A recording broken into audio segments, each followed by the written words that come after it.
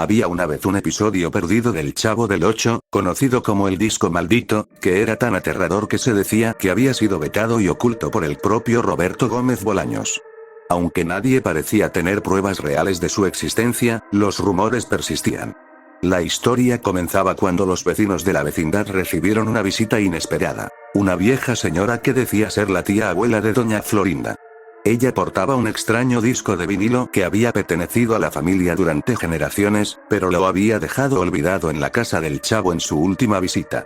El Chavo del Ocho, ingenuo como siempre, se emocionó al ver el disco y decidió compartirlo con sus amigos de la vecindad. Pero lo que nadie sabía era que aquel disco había sido maldito por una antigua secta satánica. Se decía que, cuando se reproducía, liberaba una maldición sobre aquellos que lo escuchaban. La primera vez que el disco fue puesto en el tocadiscos, un escalofriante silencio cayó sobre la vecindad. El ambiente se volvió oscuro y pesado, y las risas y charlas habituales se desvanecieron.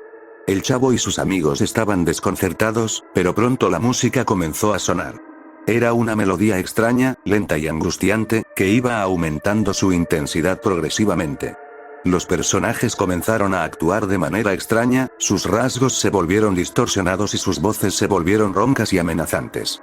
El Chavo, acostumbrado a ver cosas extrañas en la vecindad, asumió que todo era parte de un nuevo juego.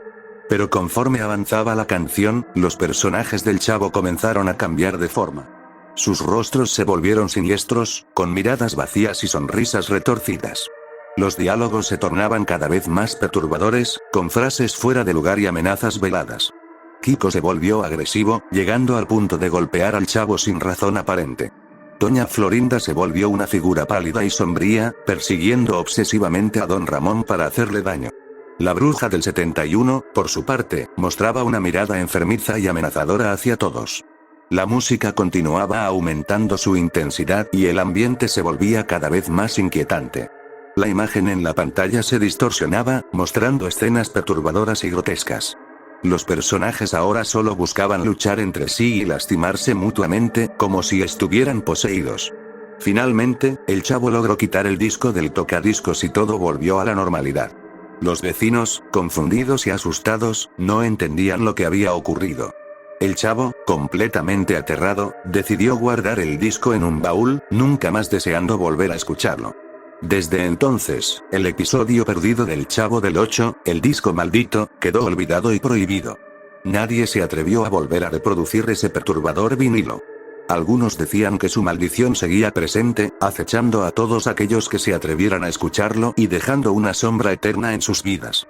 Esta historia, sin embargo, siempre será considerada como un simple mito, una creepypasta que ha sido transmitida de generación en generación.